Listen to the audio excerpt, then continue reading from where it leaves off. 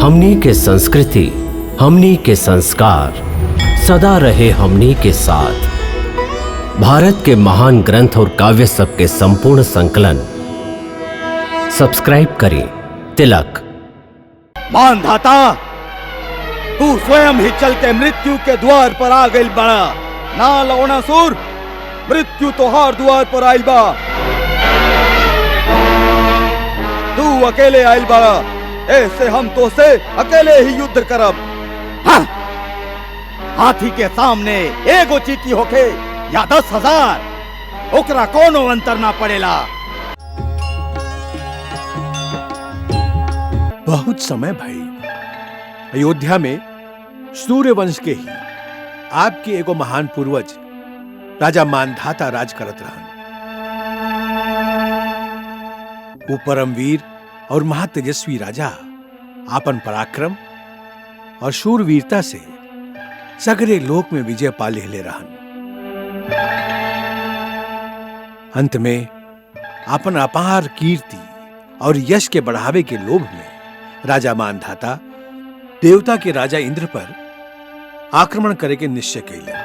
वीर लोगन, आज सगरे संसार में ऐसन केहू नहीं खे जे तू लोगन के वीरता के सामने सिर उठावे के साहस कर सके।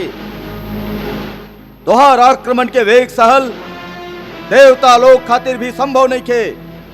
ऐसे हम आज इंद्र पर धावा बोल के तू लोगन के स्वर्ग के अधिपति बनावे के निश्चय कर लेले हैं।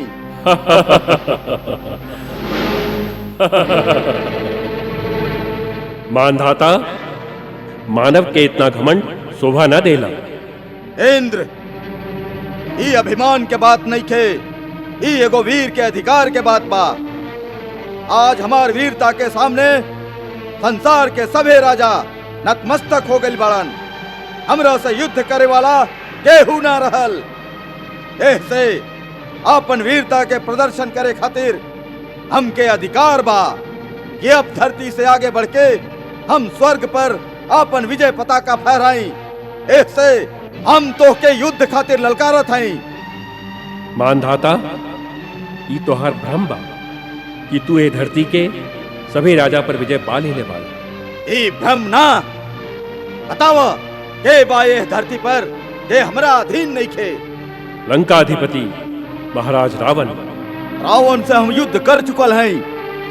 7 दिन के भयंकर युद्ध के बाद भी हम ओकरा ऐसे ना मार सकली काहे कि ओकरा ब्रह्मा के वरदान रहे और स्वयं ब्रह्मा जी आके हमके युद्ध बंद करे के आदेश दिले रही। ऐसे रावण के तू अपराजित मत समझा। और केहू बा यह धरती पर? हाँ बा, के? लवणासुर। लवणासुर के? रावण के बहन कुंभीनसी और मधुदैत्य के बेटा राक्षस राज लवणासुर जे मथुरा में राज करेला। लवणासुर सेनापति का लवणासुर अभी बाकी बा? जी अन्नदाता। ता ठीक बा, हम आज इंद्र के जगह लवणासुर पर चढ़ाई करब। बाकी देवराज इंद्र याद रखिया, लवणासुर के समाप्त कैला के बाद हम तो के ना छोड़ब। आपन तैयारी करके रखिया। तोहार एक घमंड ही तोहके ले डूबी मानधाता। सेना नायक, यही समय लवणासुर पर चढ़ाई करे खातिर कूच के डंका बजा दिहल जाए।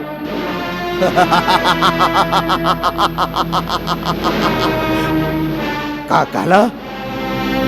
अयोध्या के राजा मानधाता लवणासुर के नाश करे आइल बा बहुत बड़का सेना लेके। जी महाराज, सूचना मिलते ही नगर के द्वार बंद कर दिहल गई और सेनापति सेना के तैयार होके के आदेश देके हमके ई सूचना देवे खातिर आपके सेवा में भेजले बाड़न।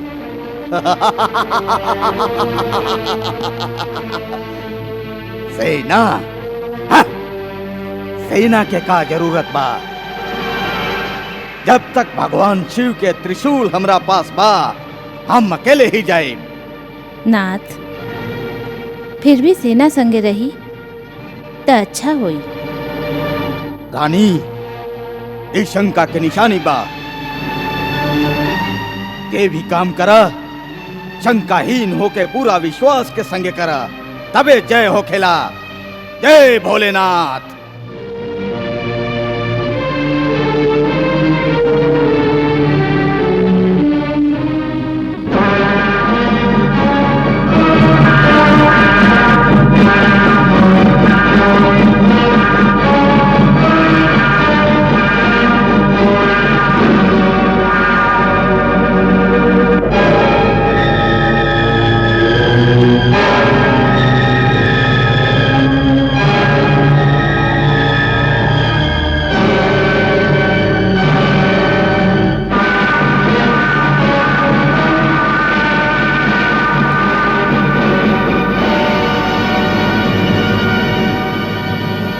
नगर के द्वार तोड़ दो। ठहरा।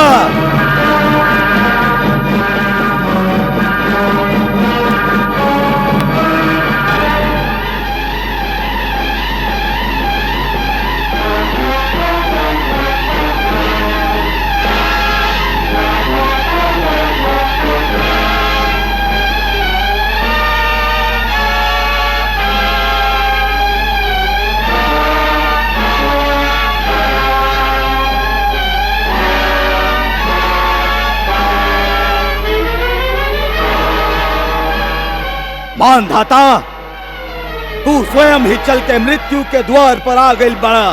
ना लवणासुर, मृत्यु तोहार द्वार पर आइल बा।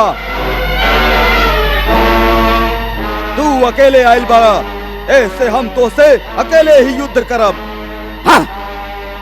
हाथी के सामने एगो चीटी होके या 10,000, ओकरा कोनो अंतर ना पड़ेला। हाँ। लेकिन जेकरा ना मरे के होके या मरे से डरात होके, ओकरा हम 5 क्षण के समय देते हैं, वे कोरी हो जाए। लवणासुर, तू मायावी बड़ा, माया रचे खातिर समय चाहता रहा, लेकिन हम तो के समय ना दे।